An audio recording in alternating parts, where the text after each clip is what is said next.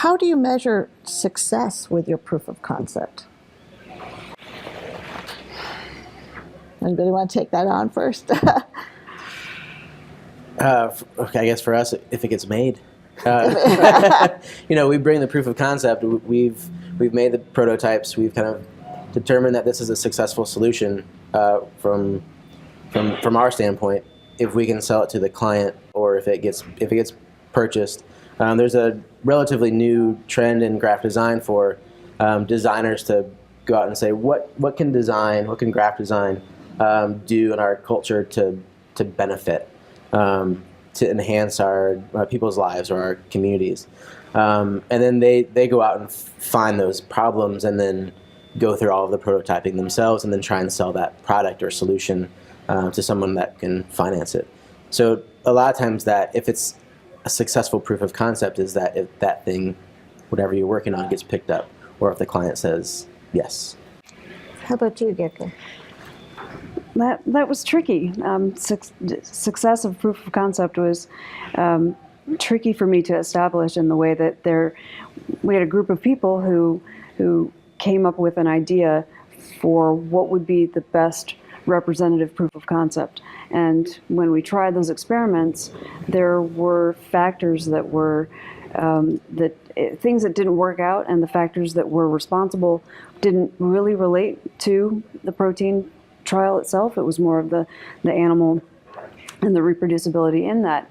But fortunately, because I had continued to do the work that I was doing, but I used mice, but continued to do different models, that was enough to convince the people that wanted a different establishment of proof of concept that it could be successful, or that it was successful. So there's a little bit of a gray area in the development of this protein, or looking at this protein, did the proof of concept idea change? It did. It evolved. It did. It changed. Not intentionally, though. I had just continued to do the research that I was doing and using different models, because other questions were coming up about acute versus chronic injury and things like that. And so when we found out that the larger animal model didn't work, and I went back to the group and I said, okay, this didn't work, but these are the reasons why, and it doesn't have as much to do with the protein as it does with just the reproducibility of that model in generating the injury. But at the same time, we continued these experiments, and I had this data to show them. They were convinced that was the success of a proof of concept. How about you, Ed? Well, again, I think engineers tend to look at it. It's like, oh, if it worked, then that's a success. So the thing I was thinking about was a little lower tech than what you were talking about. Was I was working to develop a softball bat once, which seems like it ought to be a pretty easy thing to do, carbon fiber softball bat, but they had a pretty stringent test on it where they would clamp it and shoot baseballs at 100 miles an hour and had to survive so many hits. And so we went through several iterations of broken bats, and we came up with something. Then they gave it to some of their players to test and everything. So as far as I was concerned, that was a success. Now, the fact that nobody bought it probably means that ultimately it was a failure in the marketplace. So again, I think as engineers, sometimes we get hung up on that what technically works, we want to consider a success. But again, that was the big transition of going to consumer products. If nobody likes it, then it's not a success either. So. Right. But proof of concept, it did work. Yes, it did. I have one in my office right now. So where along this line, so they went ahead and marketed this. Yes, they saw that. Where do you identify failure, or do you identify failure, or do you stop and go in another direction if the proof of concept isn't exactly what you thought it might be, or you might not get the answer that you were looking for? I think that when you're doing something that challenges conventional beliefs, that it takes a little bit more effort to be able to convince people of the proof of that concept. And so it isn't necessarily one definitive experiment or trial of something. And there it's going to sound cliche, but there are many ways to skin a cat, right? So there are different approaches that you can take to be able to convince somebody that something is successful. I think for me, working with a really good team of people that I trust that are willing to do things outside of their comfort zone as well. One of my greatest experiences working professionally is at this small ad agency. We had a web development team. I didn't know anything about programming, but I designed front end. So I was concerned with user experience, not necessarily about the production of it. And the developer, the web developer, he said that he loved working with me because I didn't have those restrictions, right? I always said, this is where I really want it to be. Can you do it? And, well, I've never done that before, but we'll try and figure it out, right? And so this is all kind of working up into that proof of concept where we can tell the client, this is what we want to do. We can do it. The web developers figured it out. And so for me, working with the team that I trust, I can say, this is what I really want to do. This is how it needs to function. Can you do this? No, it's not possible. Okay, so I have to go back. Or I think I could figure that out. And so then we move forward. Mm-hmm. So where do I say this is not going anywhere is when the people that I trust surrounding me that know more about that topic than I do say, no, you just can't do it.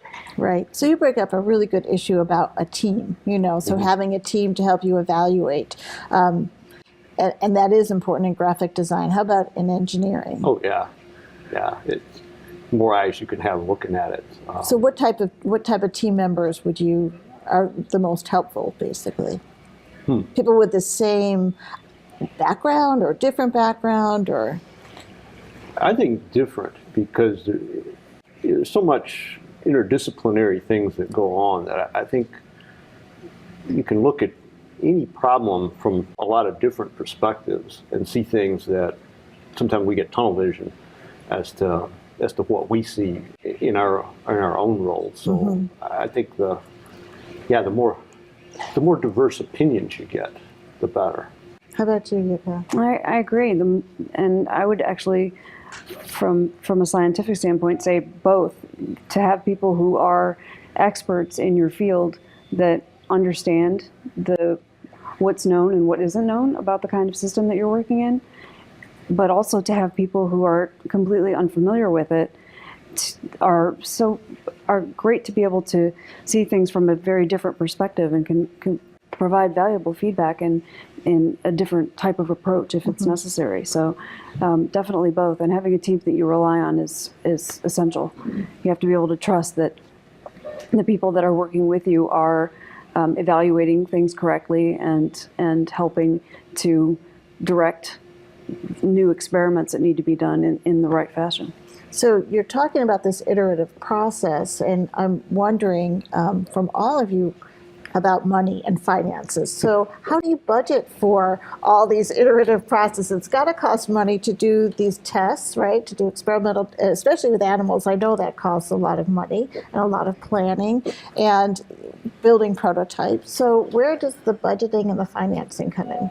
For me, that's been a really big challenge, because the work that I've been doing, as I mentioned, it challenges conventional beliefs. And so trying to convince people that what I'm actually seeing is real has been it's been very challenging. And I think that getting back to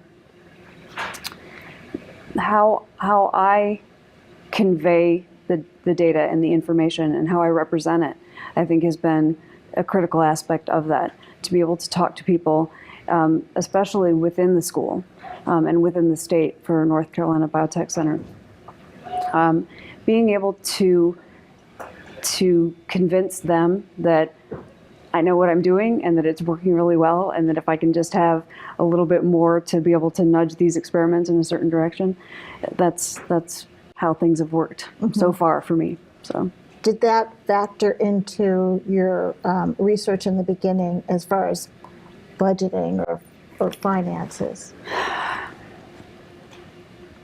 Yes, I mean, obviously our budgets are limited and when I first came here with the startup funds that I was provided from the school, that helped me get pretty far into things. But it's something that is more of a challenge now than it has been in previous decades, I should say. But I think that the open-mindedness to the potential for challenging things that we consider to be dogma has improved more recently. And so I think that if you're able to demonstrate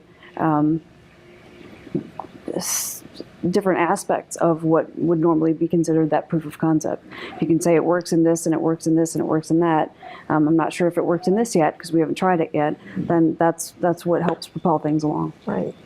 How about you, Dan? Because it seems to me like if you're working for a client, do they help fund that or? Yeah, it's really nice working for clients because that you kind of build that into your proposal, right? So it's going to take this long to build our ideas. We'll provide you with, say, 2 to 3 different concepts. Sometimes it is working simultaneously on the same project in different ways, figuring out which way is going to be the best solution. And within that, it's typically within the proposal. But what I said before, the designers kind of finding their own problems to solve that they think they can bring some kind of solution. A lot of that is just their own time, so kind of after hours, or if you can find someone to sponsor that, writing grants with the National Arts Council and stuff like that. So it's a lot of grant work, or it's just making Financing it yourself. Yeah. How about you, Ed?